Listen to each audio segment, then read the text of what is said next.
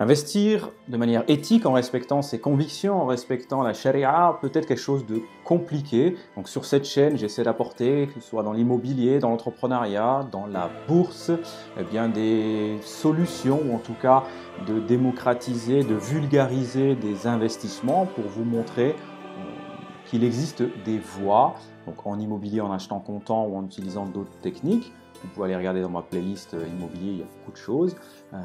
Et ou alors en bourse aussi, comment essayer de trouver des actions Sharia compliant. Je vous mets la vidéo sur laquelle je parle de bourse et islam, comment c'est compatible.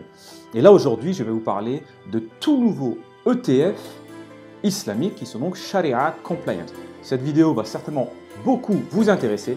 Restez bien tout au long, j'en ai même découvert certains que je ne pensais pas exister sur des ETF, sur des rates. Donc c'est vraiment intéressant. Je vous montre aussi comment y accéder, par quels moyens investir dessus. Encore une fois, avant de lancer la vidéo, tout ceci ne sont pas des conseils en investissement. Tout ce que je dis, vous devrez vérifier. Ce que certains considèrent comme Sharia compliance, donc compatible avec ses convictions religieuses, mais ne le sont peut-être pas par d'autres. Donc moi, j'essaie de vulgariser, d'apporter des voix et je ne vous dis pas ce que vous devez faire. Mais restez bien avec moi tout le long de la vidéo, elle va vraiment vous intéresser parce que je vous présente 8 ETF, tout ça s'appelle Jingle Go, Bismillah.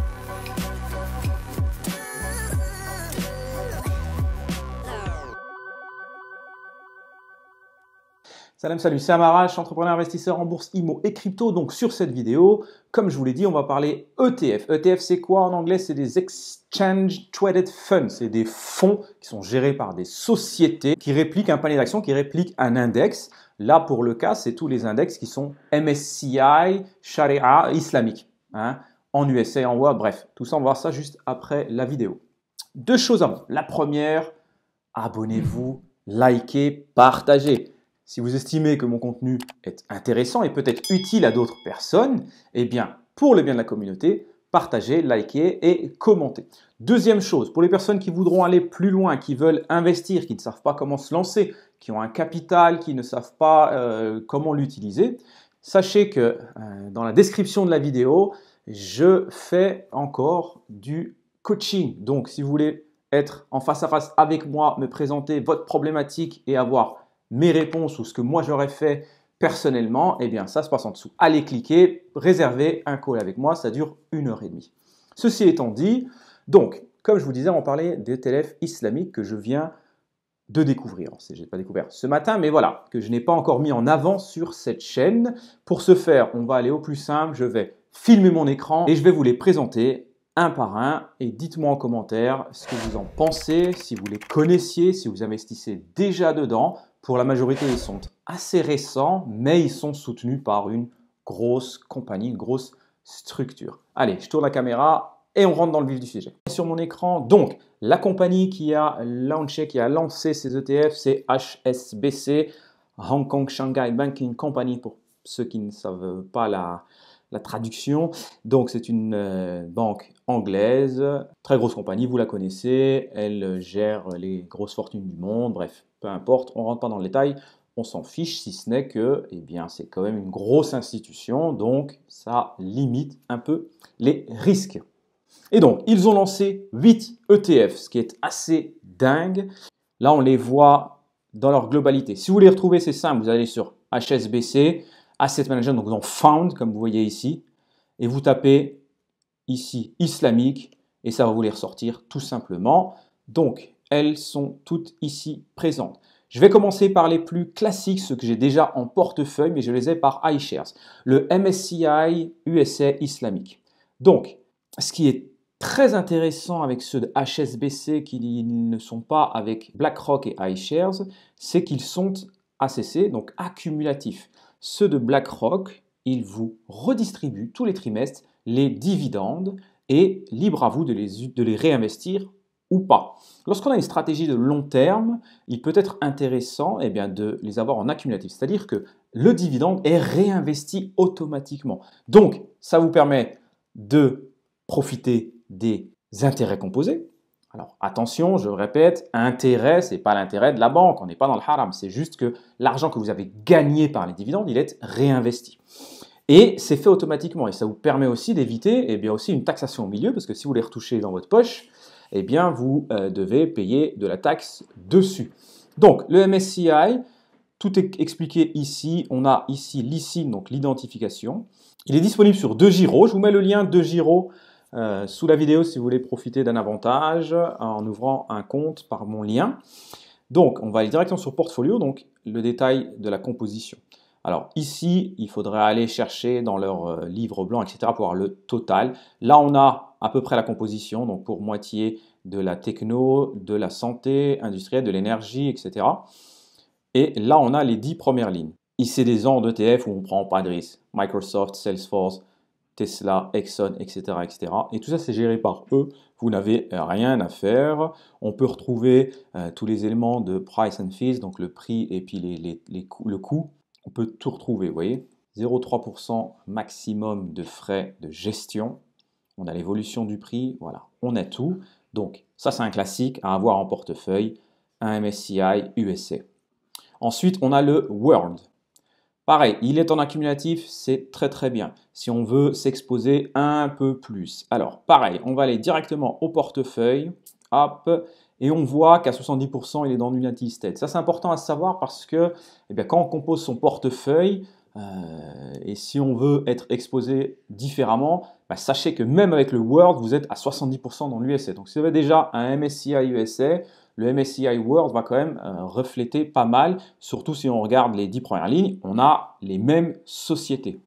Ce n'est pas les mêmes taux et vous êtes aussi exposé du Japon, de l'Europe, de la France, de la Suisse-Irlande, etc. Donc c'est intéressant, mais voilà, c'est à prendre en compte que sur le World aussi, il y a de l'États-Unis. Donc si vous voulez être exposé à 50% aux États-Unis, ben, ne prenez pas 50% du SA et puis 30% de World parce qu'au final, vous allez être à 60-70% en USA. Ensuite, on a l'emerging market, donc les pays émergents. Pareil en accumulatif, ça c'est très bien, ils réinvestissent vos fonds. Encore une fois, les stratégies, selon moi, pour moi, celles que j'utilise à titre personnel, c'est du long terme. Je ne fais pas de l'ETF pour trader et pour réinvestir de l'argent directement après. De toute façon, je ne trade pas en bourse personnellement. Le portfolio pour l'emergent market. Alors, hop, voilà. Taïwan, Corée du Sud, l'Inde, l'Arabie Saoudite, la Chine continentale, etc. Et la composition, elle est ici. Donc les grosses sociétés, Taiwan Semiconductor, Samsung, Rajhi Bank, pour ceux qui connaissent, hein, c'est une banque islamique en Arabie Saoudite, Xiaomi, etc. Les Saudi Telecom, voilà. C'est une façon de s'exposer sur les pays émergents sans prendre de risques. Allez, passons tout de suite au 4e ETF qui est proposé. Alors, les 3 premiers que je vais vous montrer, ils sont disponibles sur 2Giro. Je peux vous montrer. Voilà, vous les avez ici. Ils sont tous disponibles. Emerging, USA, World. Et là, vous voyez Europe, Japan. Je vous montre ça tout de suite. Allez, le 4e justement, eh bien, c'est un Japan islamique. Ça, c'est intéressant parce que vous ne l'avez pas chez BlackRock. Je l'ai trouvé nulle part ailleurs. Dites-moi si vous le connaissez. Et si on va voir le portfolio, le Japon qui sort d'une récession depuis des dizaines d'années, il a toujours été en récession, là il en sort doucement mais sûrement.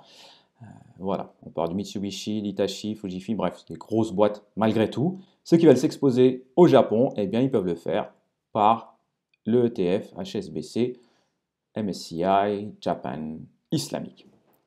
Le suivant, il est incroyable, mais incroyable parce que c'est un Europe. Donc, on dirait c'est normal, HSBC c'est européen, donc c'est normal qu'il s'expose.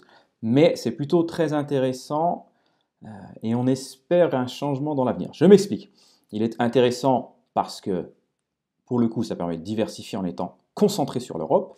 Donc, France, Suisse, Allemagne. Bon, vous me direz, pourquoi il y a du USA? Les mecs, ils sécurisent toujours. C'est tellement important d'avoir de l'USA, il y a toujours une exposition à l'USA. Je n'ai pas d'explication à ça. Mais voilà, on a des grosses sociétés comme SAP, Schneider, Novartis, Total Energy, L'Oréal, etc., Sanofi. Par contre, moi je suis allé sur mon compte 2Giro sur lequel j'ai un PEA pour voir s'il était disponible. Et pour l'instant, il ne ressort pas comme disponible au PEA, ce qui est dommage. On va essayer de rester connecté et de voir en espérant qu'il soit très rapidement disponible en PEA. Et là, ce serait vraiment une belle chose pour beaucoup de personnes que souvent on me demande comment composer un PEA. Donc, j'ai montré sur mes vidéos comment composer un PEA qui soit Sharia compliant. Mais là, ce qu'il me faut, c'est d'avoir un ETF qui puisse le faire sans avoir à prendre de risques. Allez, on y va. Maintenant, le 6e ETF. Et là, pour moi, pareil, il est exceptionnel parce que c'est un ETF rate. Real estate, alors donc ça parle d'immobilier. J'ai fait une vidéo aussi sur l'immobilier en rate à l'américaine. Je vous mets le lien. Et donc là, si on va sur le portfolio, c'est la première fois que je trouve un ETF qui soit sur l'immobilier. Donc les personnes qui, comme moi, apprécient l'immobilier, ils sont heureux de l'avoir en portefeuille. Donc on est dans pure real estate forcément. Aux États-Unis, toujours majoritairement. Voilà, la composition du Prologis. Prologis, je l'avais en portefeuille personnellement, mais voilà, toutes les sociétés en immobilier. Donc ça peut être super intéressant. Donc dans cette vidéo, on ne regarde pas les rendements pour l'instant, on ne s'intéresse entre guillemets pas à tout ça. Ça pourra faire l'objet d'une nouvelle vidéo, vous me direz. Et ensuite, les deux derniers sont des réplications en fait. Donc là, on a le Global Equity Index et le 8e, c'est globalement la même chose, c'est des fonds contractuels. Ces deux-là, je les ai trouvés encore nulle part où investir dessus, mais je vous les montre quand même. Vous me direz si vous trouvez par quel broker les avoir, les investir. Par contre, pour le rate, je reviens dessus, il est accessible par Bourse Direct, comme ici. Je le trouve ici. Moi, je peux le passer à l'achat sur mon compte, sur un compte titre pour le coup, en tant que tracker ETF. Je vous mets aussi le lien Bourse Direct si vous voulez ouvrir un compte en passant par mon lien et avoir des avantages. Donc voilà les amis, les 8 nouveaux ETF islamiques Sharia compliant, halal, on les appelle comme on veut, disponibles pour investir en bourse en limitant les risques, même si bien évidemment, il y a toujours des risques en investissement. Je tourne la caméra et on conclut. Donc voilà la présentation de ces 8 ETF. Encore une fois, j'espère que cette vidéo aura été utile. Si c'est le cas, un petit like, un petit commentaire et on partage aussi. N'hésitez pas à poser vos questions en commentaire, je réponds systématiquement et je vous dis à très vite pour une nouvelle vidéo. Inch'Allah.